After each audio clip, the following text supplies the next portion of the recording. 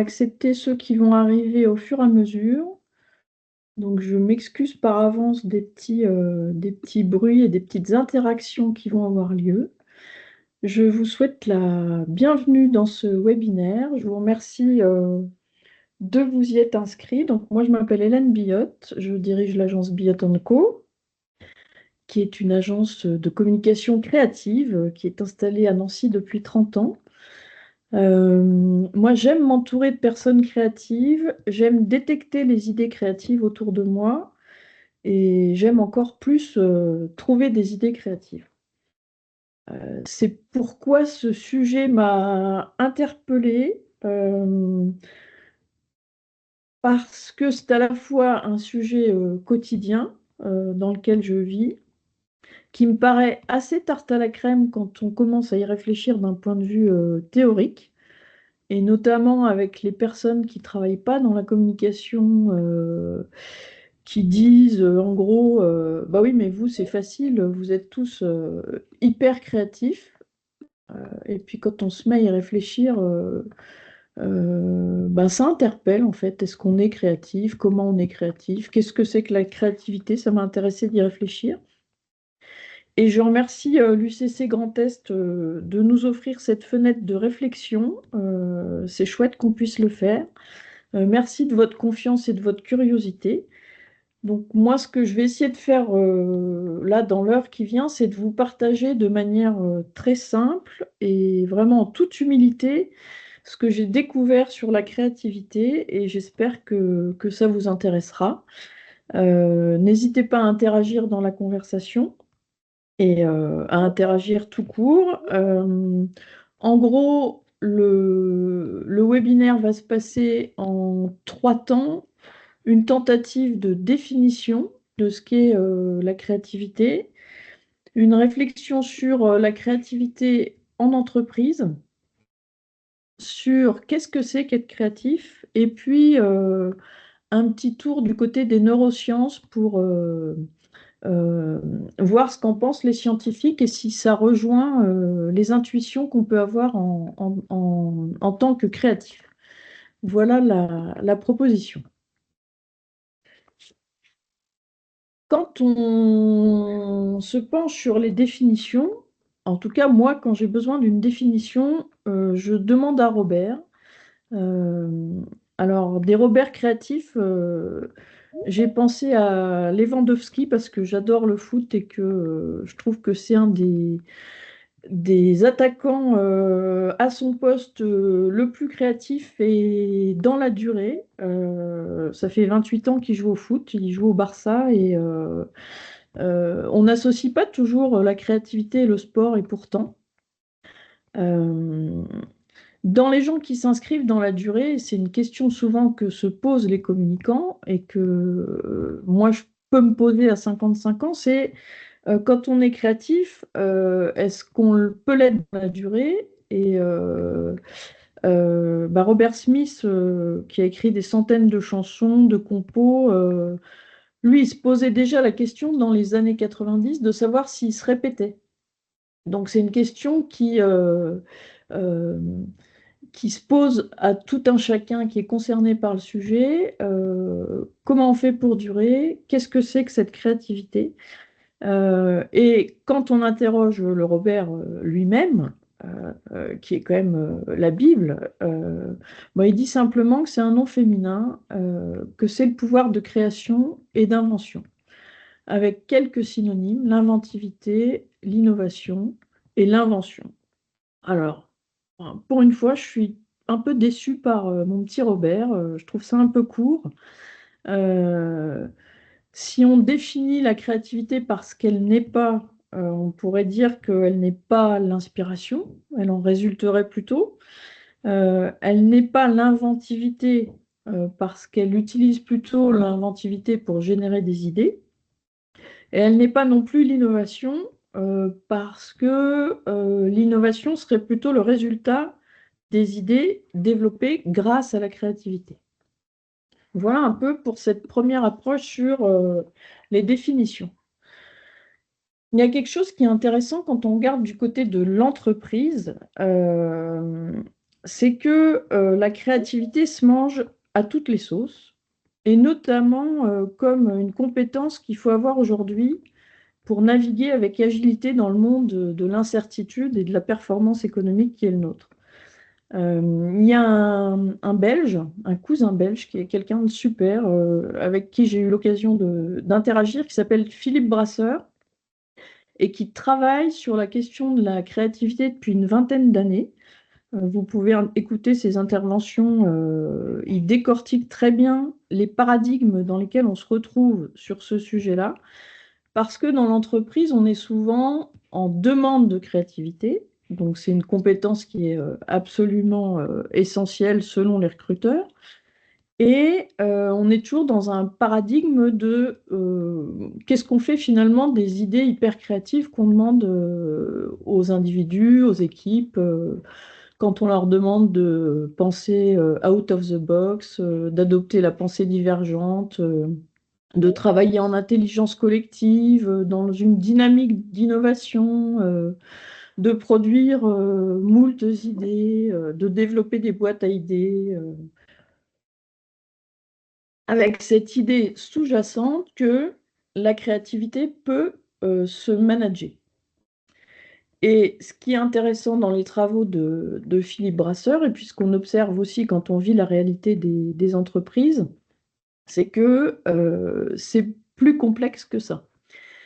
Ce que je vous propose de retenir de ces travaux à lui, c'est une définition qui me paraît être déjà plus apprenante que celle de Robert.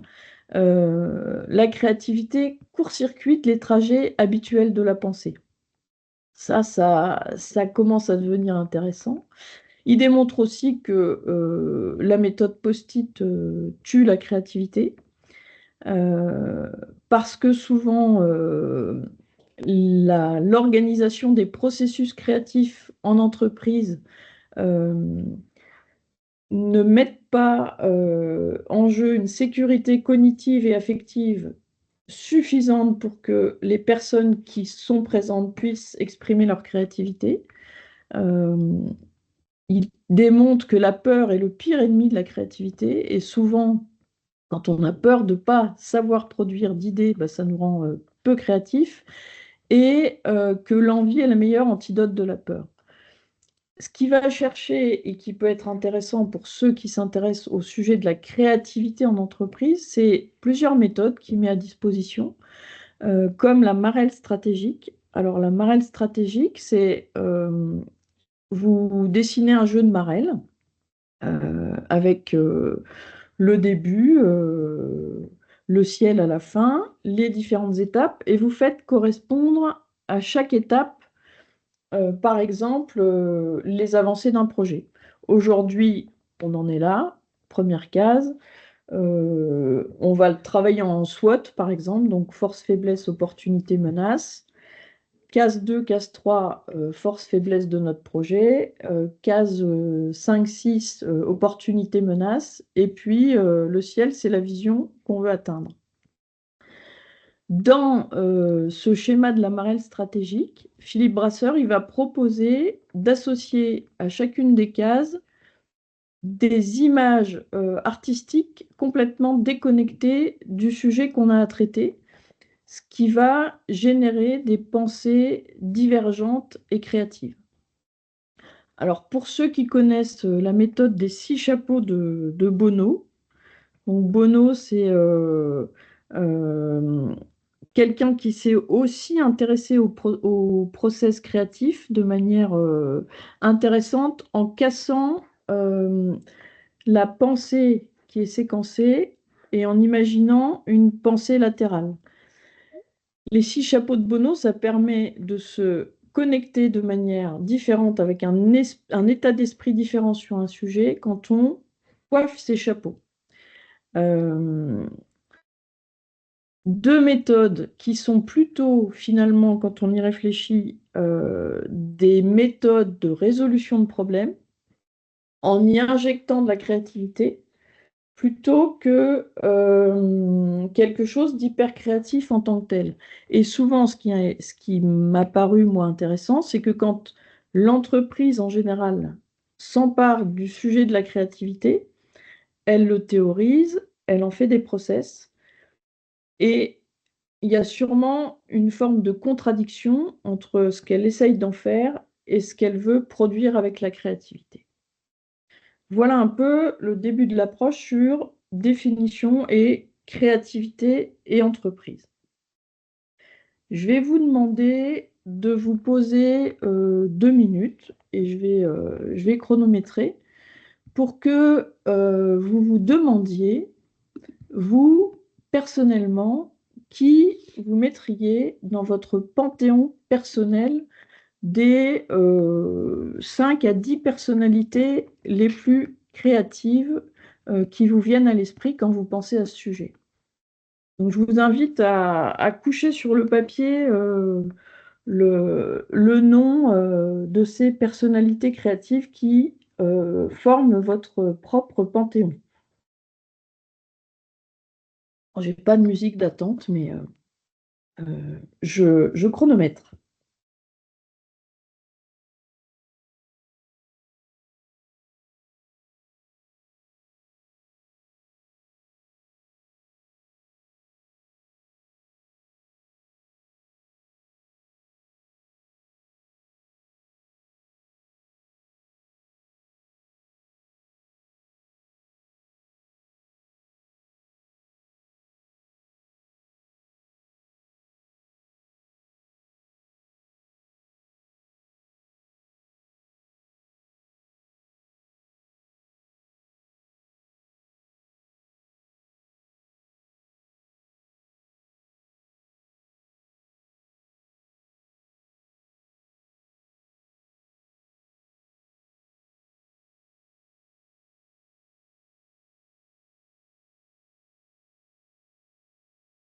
Alors, pour Adrien qui vient d'arriver, chacun est en train de réfléchir à son panthéon personnel des personnes les plus créatives qui lui viennent à l'esprit quand il pense à des personnes extrêmement créatives. Alors, tadam, je vais vous dévoiler mon panthéon personnel, alors que j'ai fait de manière extrêmement spontanée, comme vous le faites là, sans réfléchir plus avant. Je vous présente quelques-unes des personnes que j'estime particulièrement créatives, peintres, compositeurs, metteurs en scène, écrivains, hommes de pub. C'est ceux qui me sont arrivés naturellement. Pour le moins, ce sont des personnes qui m'intimident par leur créativité, par le côté prolixe de leur production et par la diversité et l'abondance de ce qu'ils ont pu ou de ce qu'ils créent encore. Euh,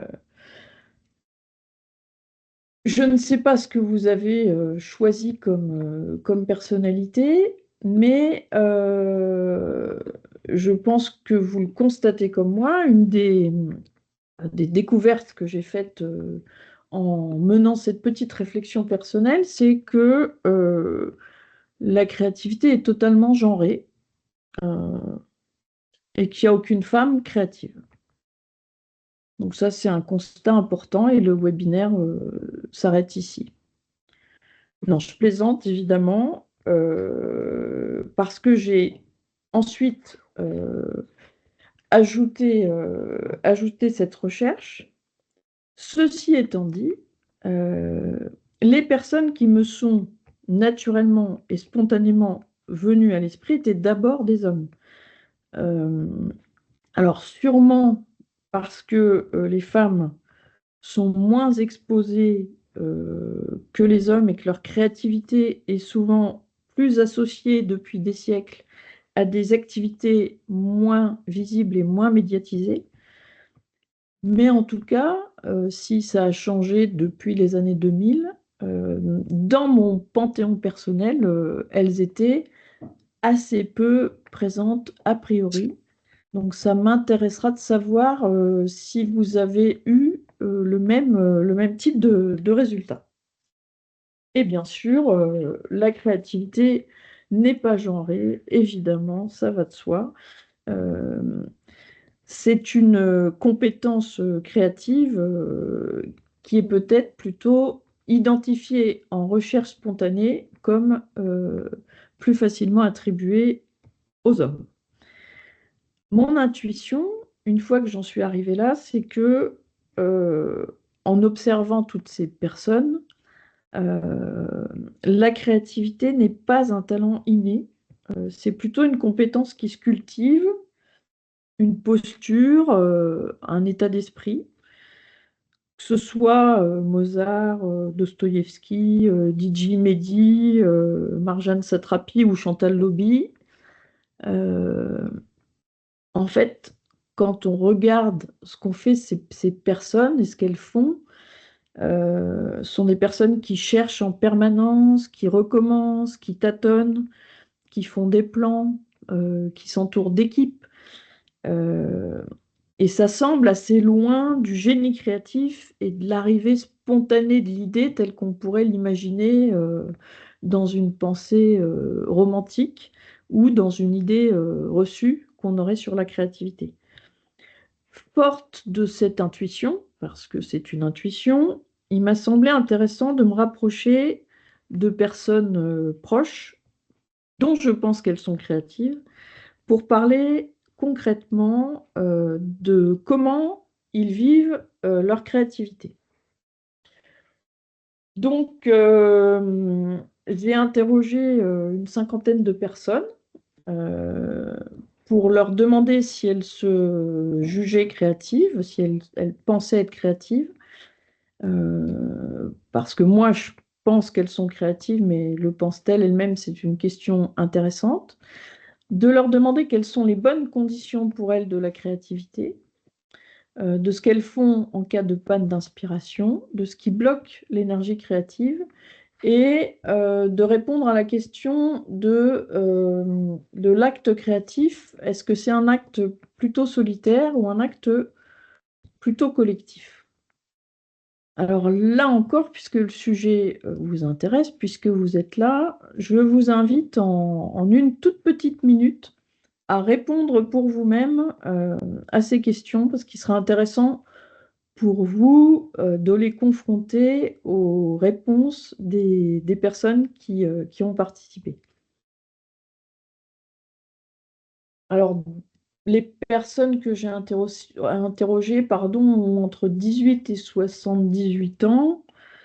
Il y a vraiment des professions et des profils très différents. Un chirurgien esthétique, des graphistes, des chefs d'entreprise, des étudiants, des artistes. Dans votre petite Ford intérieure, à vous, qu'en pensez-vous? Et ben, je vais vous dévoiler un peu ce qui m'a été raconté, qui a nourri de manière intéressante ce sujet. Alors, par rapport à la question de êtes-vous créatif? En fait, 98% des personnes interrogées se reconnaissent cette qualité. Donc l'effet de miroir fonctionne. Elle est souvent associée à une forme de sensibilité. Oui, je suis créative et sensible, à une volonté d'être dans la disruption, je cite. Et 3 des personnes que j'ai interrogées se jugent trop créatives, au sens de j'ai trop d'idées. Sur la question des bonnes conditions de la créativité, c'est intéressant de lire les verbatims qui sont assez représentatifs d'un certain nombre de réponses qui vont ensemble. Donc, on constate que ce qui relève de l'état de la personne, en termes de sécurité affective, d'état émotionnel, de disponibilité cérébrale, font partie des bonnes conditions de l'exercice créatif, et qu'il y a aussi des choses qui sont plutôt de l'ordre de la contrainte et du cadre, donc du cadre formel, donc j'ai absolument besoin d'un cadre, voire du cadre physique. et de l'endroit où je me trouve, sous la douche, en bagnole, ou ailleurs que là où j'ai à créer, qui crée les bonnes conditions de la créativité. Si on va regarder ce qui se passe plutôt du côté de la panne, euh, les stratégies sont intéressantes et se recoupent vraiment, vraiment beaucoup entre les 50 personnes interrogées. Il y a des stratégies de lâcher prise euh, et de déconnexion du sujet créatif. Je fais quelque chose qui n'a rien à voir. Je me mets en veille dans les deux sens du terme. Je passe à autre chose. Je fais du sport. Et il y a aussi quelque chose qui est de l'ordre de l'acceptation. J'accepte la panne. Je ne m'énerve plus contre la page blanche. Et je fais autre chose. On sent néanmoins dans ces réponses-là qu'il y a du lâcher-prise et aussi de la tension, en deux mots, dans la réflexion créative, parce que la personne, par exemple, qui se met en veille en mode pause, mais se met en veille aussi en mode je continue en tâche de fond à y penser. Et c'est souvent, en tout cas, moi je le vis comme ça, que surgissent les meilleures idées. J'ai trouvé qu'il y a une très belle réponse qui dit le problème serait plutôt de réguler le flux des idées pour pouvoir les mettre en action.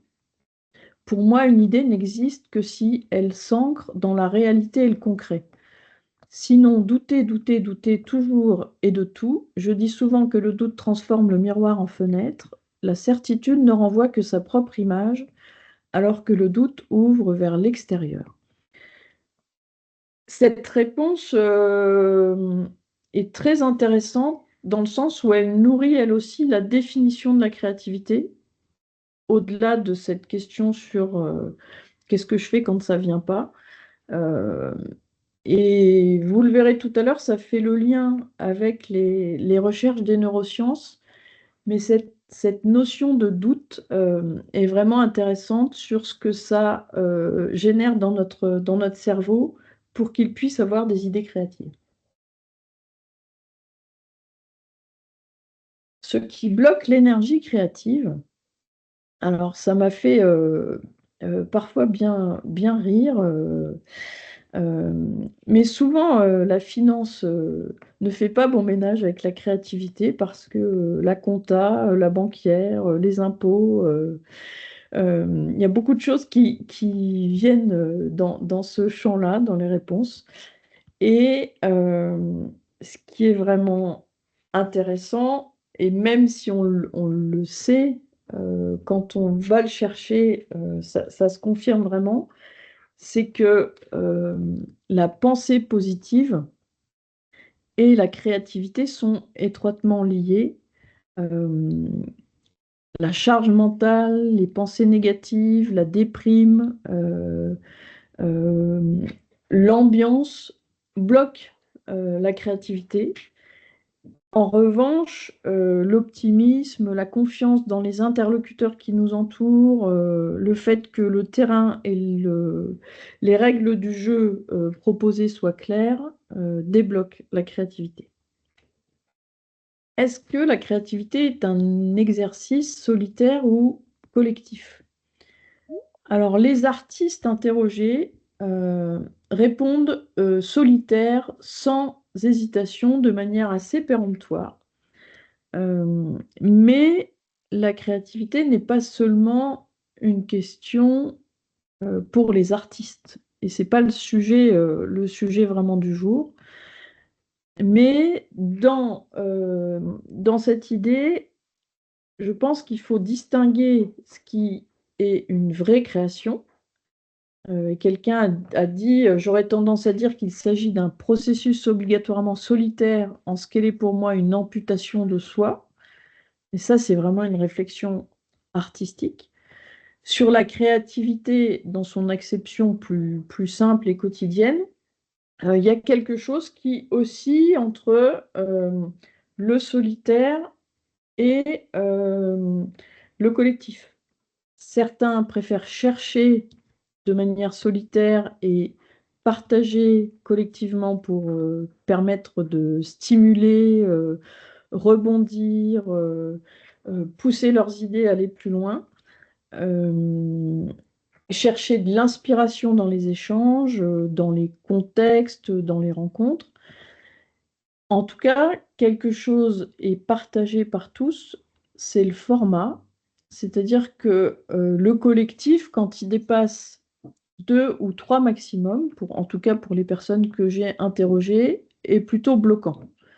Euh, et l'autre facteur qui favorise serait plutôt de pouvoir créer ou réfléchir avec des personnes choisies plutôt qu'avec un groupe imposé. Donc voilà un petit peu le résultat de ce petit sondage euh, qui a permis de conforter mes intuitions. Euh, et je me suis dit ensuite, il y a des recherches actuelles sur le cerveau, et notamment Sama Karaki, qui est une neuroscientifique franco-libanaise, s'est intéressée de près à la question du cerveau et à la créativité. Donc, elle a fait une série de 6 podcasts que je vous invite à écouter sur France Culture, qui sont absolument formidables et dont j'ai utilisé une toute petite partie du contenu pour éclairer un peu cette réflexion.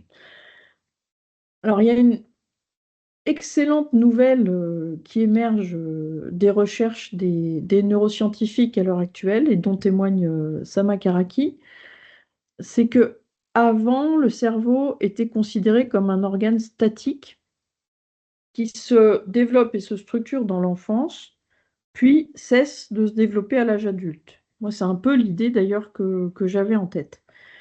Aujourd'hui, les chercheurs démontrent qu'en fait, la plasticité neuronale, elle est très étonnante et extrêmement évolutive et qu'elle continue à évoluer, sauf maladie neurologique, jusqu'à la fin de la vie et que bah, c'est une excellente nouvelle pour les footballeurs, les chanteurs, mais pour nous tous, on peut durer en créativité.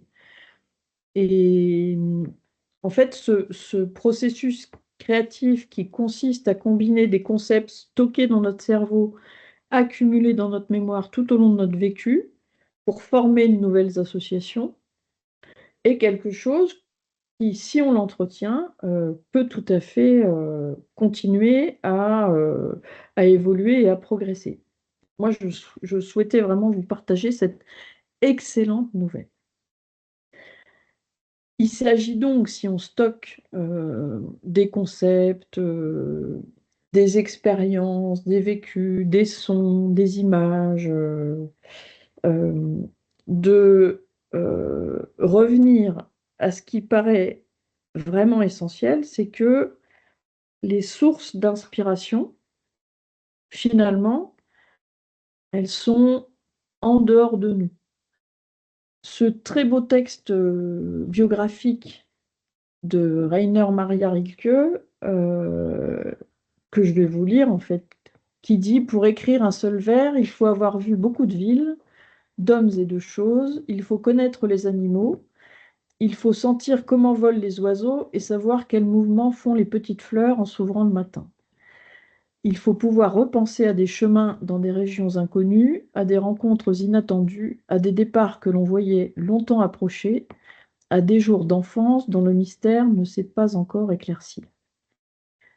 En fait, être créatif, c'est vivre en dehors de sa pensée et c'est vivre tout court. C'est ce qui fait que le post-it peut être l'ennemi de la créativité. Il y a quelque chose qu'on sent vraiment dans tout ce qui infuse ici, qui va du dedans, pardon, vers le dehors, de soi vers les autres, et qui est intimement lié à la nature, à la vie, à l'extérieur. euh, et donc, être créatif, c'est vivre d'une certaine manière. Quand on est tout petit, euh, que l'éducation, les croyances limitantes qu'on va acquérir dans le temps, qui vont nous faire croire qu'on n'est potentiellement pas créatif, par exemple, ou que notre créativité est restreinte, quand on est petit, on n'a pas peur de créer. Et on n'a pas peur de créer non plus parce qu'on n'a pas peur d'être jugé sur l'expression de son idée. Ça, c'est l'image que moi j'avais en tête quand j'étais petite sur le veau élevé sous la mer. Euh, je pensais que le veau était dans l'océan et je trouvais pas ça drôle. Et c'était pas créatif en soi, c'était une image qui me venait de la compréhension de ces mots-là. Mais ça donne quelque chose d'extrêmement créatif.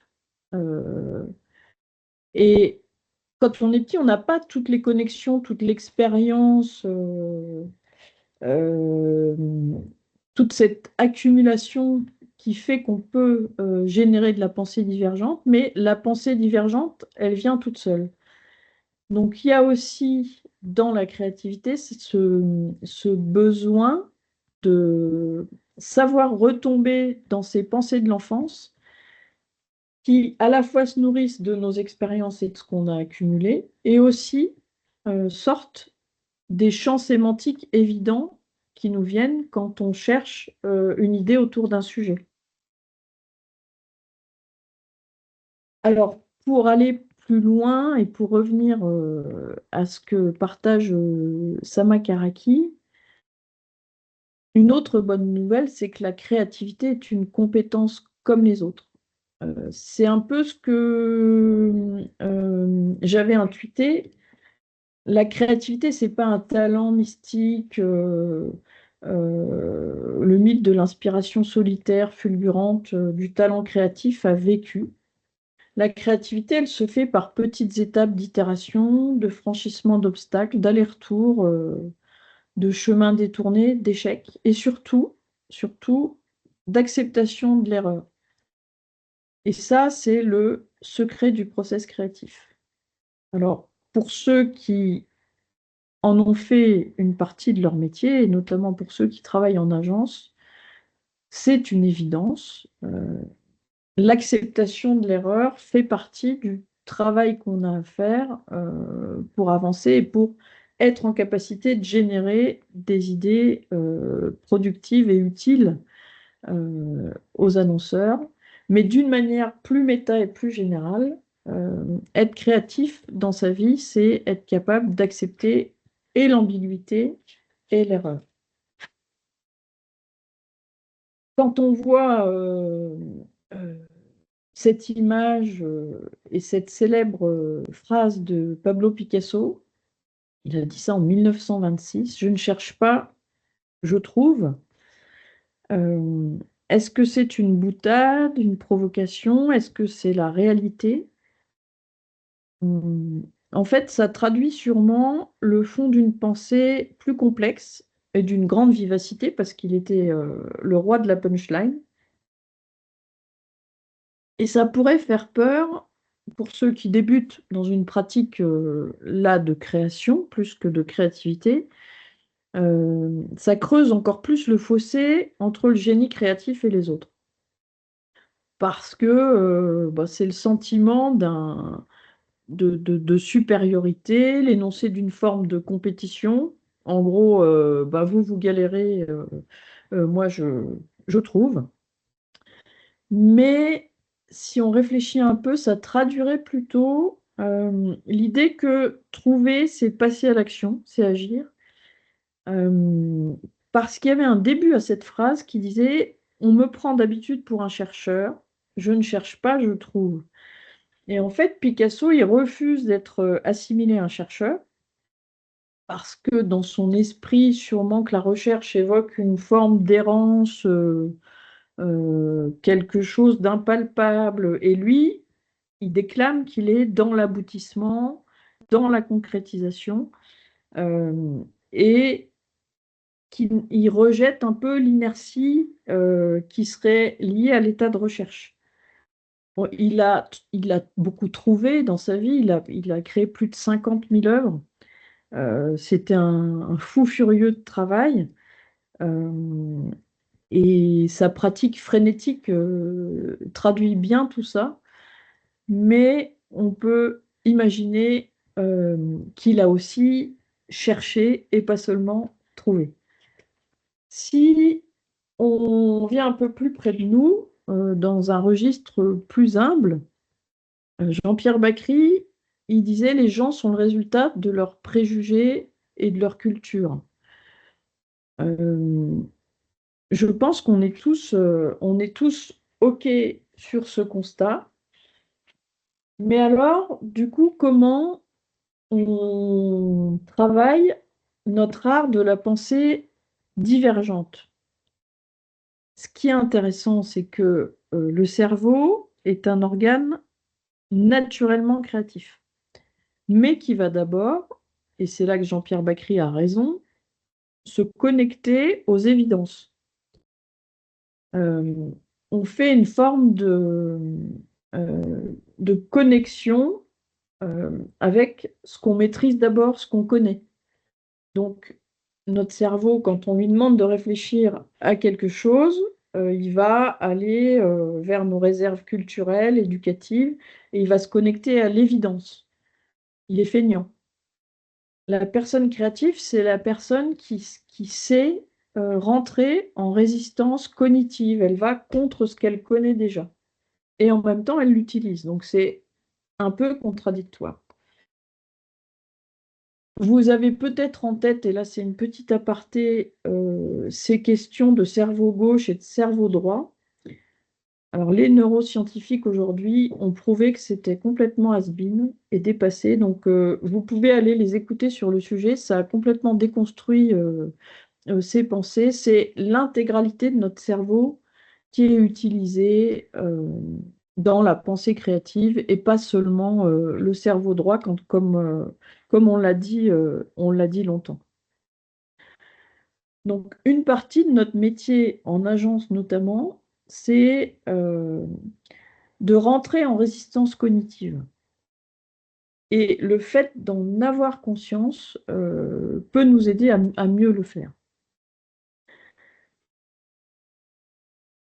Au-delà de cette prise de conscience, ce qui est aussi intéressant, et ça pour tous ceux qui font de la créativité leur métier ou des pratiques de loisirs, il y a quelque chose que vous savez, mais sur lequel il faut revenir, c'est que la contrainte est absolument nécessaire à l'expression du processus créatif. En fait, notre cerveau, il a besoin de la contrainte pour savoir diverger. Si on lui laisse une liberté totale, il est perdu. L'UCC l'a traduit dans un guide pour un brief réussi euh, qui formalise cette question-là sur la question de la relation au moment du brief entre l'agence et l'annonceur. Et ça parle vraiment de ça dans le cadre de cette question de la communication professionnelle. Mais c'est quelque chose qui, plus largement, est absolument nécessaire à notre cerveau. Quand, euh, par exemple, Burger King sort cette excellente campagne en 2021 sur l'absence de conservateurs dans ses hamburgers, on peut imaginer comment la pensée divergente de l'équipe créative qui a travaillé sur ce projet s'est mise en action. Euh, on est à l'opposé des images qu'on pourrait habituellement montrer sur ce sujet, dans un exercice qui est extrêmement contraint en termes de format, en termes de cible. Alors, il y a une campagne d'affichage, une campagne sur les réseaux sociaux, et un film de 45 secondes. C'est une des campagnes qui a eu le plus de succès pour la marque, qui par ailleurs communique toujours très bien. Euh, et ce qu'on sent aussi au travers de ça, c'est que au-delà du potentiel créatif, il faut aussi une forme d'audace, de subversion particulière pour se lancer en tant qu'individu et en tant qu'équipe vers une nouvelle direction. Et donc, euh, la subversion fait aussi partie du processus créatif. Il y a un cadre, une contrainte, une pensée divergente et le fait d'assumer et d'aller vers l'audace. Un autre exemple autour de cette notion de contrainte et de format, Jean-Christophe Averty, qui a révolutionné complètement la manière de prendre la parole dans l'audiovisuel et qui a révolutionné la télé dans les années 80, il explique qu'il a été obligé de le faire parce qu'il avait zéro moyen, ni technique, ni financier. Et en fait, c'est cette contrainte de contexte qui a permis à sa créativité d'émerger. Alors, le bébé Moulinette, à l'époque, avait fait grand scandale, mais il y a beaucoup de choses qui inspirent aujourd'hui encore le monde de l'audiovisuel qui viennent de cette contrainte originelle. On va faire un petit exercice au sujet de pour que vous viviez de manière concrète cette notion de contrainte. Imaginez le brief. Vous avez un ours, un pot de miel, de la montagne, dans la montagne, pardon, et vous devez fermer les yeux et imaginer une histoire. Je vous laisse vous plonger dans votre histoire. On a une mini contrainte dans ce cadre-là qui génère des toutes petites idées. Sûrement, la plupart d'entre vous ont-ils imaginé un ours qui se promène dans la montagne, qui est attiré par la bonne odeur du miel, qu'il découvre et qui le mange. Donc, le cerveau va chercher les premières occurrences évidentes. Alors, il fait ça en 8 millièmes de seconde, hein. Donc, c'est un outil absolument génial. Il va chercher l'évidence, euh, il va chercher ce qu'on lui a toujours raconté et les premières images. Si notre contrainte initiale, elle encadre, elle va enthousiasmer la production d'idées. L'ours, il est unijambiste, il déteste le miel, il se promène à Copenhague en vélo. Et là, vous imaginez une histoire. En fait, le fait de cette contrainte sémantique va mettre en mouvement votre esprit créatif de manière très efficace. La liberté absolue sur la contrainte initiale est plutôt contre-productive. Vous êtes sûrement en train de le constater. En revanche, si dans le même contexte, on vous demande de raconter l'histoire de cet ours unijambiste en 140 caractères, en 2 minutes, et en vous disant que si votre histoire est nulle, vous allez perdre 5 points, en fait, cette contrainte temporelle est stressante, limitante, et elle peut même empêcher la production d'idées. On en arrive à cette question sur le temps, là qui rejoint plutôt le champ professionnel. Aujourd'hui, et c'est un exemple, mais 54% des contenus qui sont postés sur LinkedIn sont produits par l'IA. Est-ce que c'est pas plus lié à la question du manque de temps.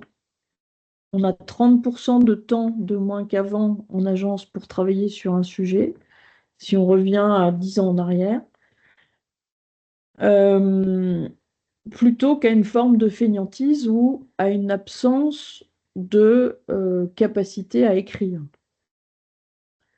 La question du temps et la question des formats est aussi très importante dans les conditions de la créativité. Et on en avait parlé dès le démarrage de ce webinaire. Donc, si on se résume, la contrainte est nécessaire à l'expression du processus créatif et notre cerveau se nourrit de cette contrainte. Et ça, ce sont les neuroscientifiques qui le prouvent. Euh, Réussir à adopter la pensée divergente constitue notre force créative. Il faut pouvoir la choisir et avoir conscience des pièges de notre pensée intuitive. Et le fait, je l'espère, de connaître notre processus de pensée va nous aider à penser contre nous-mêmes et à faire des liens avec des choses que nous ne pourrions pas relier de manière intuitive.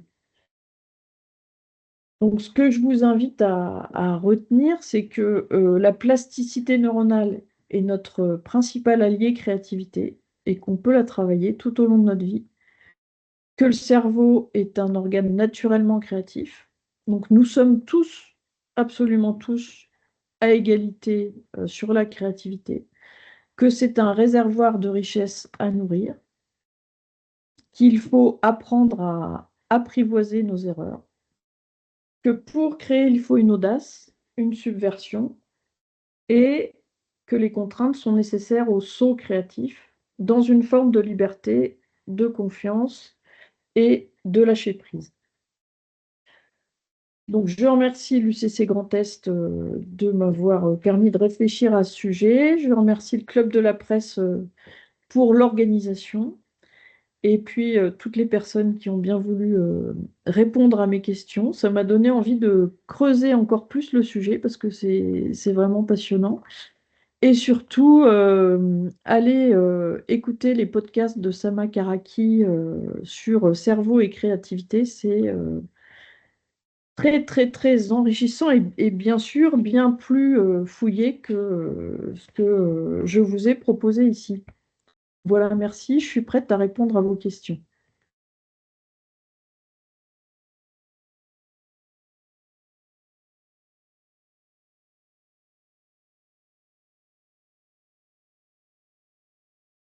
Moi, je vais prendre la parole. Je n'ai pas de questions, mais j'ai un merci, Hélène. Un merci personnel et un merci professionnel, parce que tu es la personne qui m'a mis sur la piste de la créativité quand j'étais toute petite, que je ne savais même pas ce que ça voulait dire. Euh, voilà, j'en profite.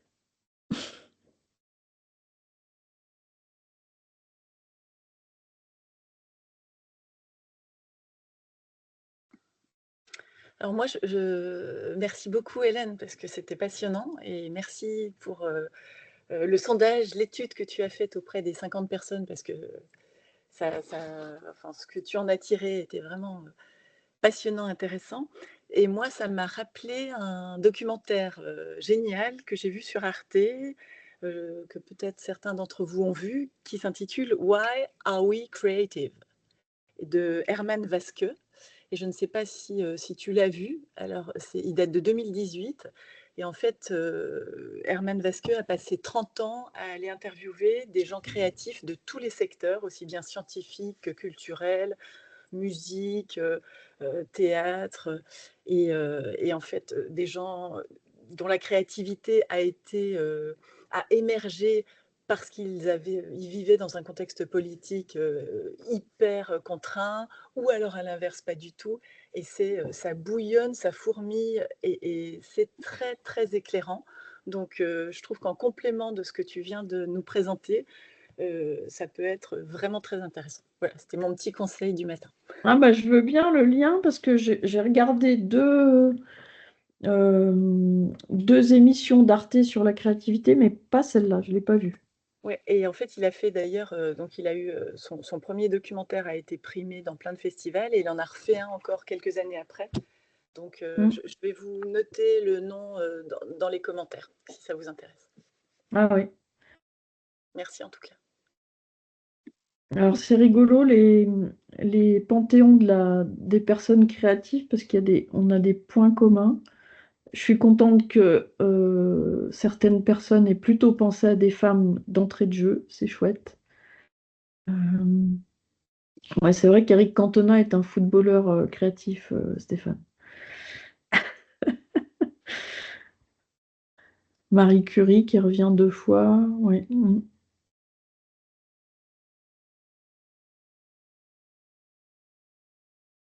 Est-ce que Jacques Séguéla était créatif? Est-ce qu'il est-ce qu'il travaillait dans la partie créative de son agence? Je sais pas le dire ça en fait. J'ai pas, je connais pas bien son travail en fait.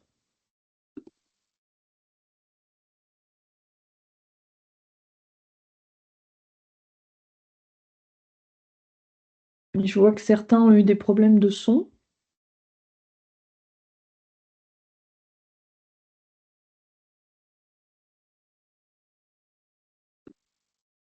Est-ce qu'il y a d'autres questions?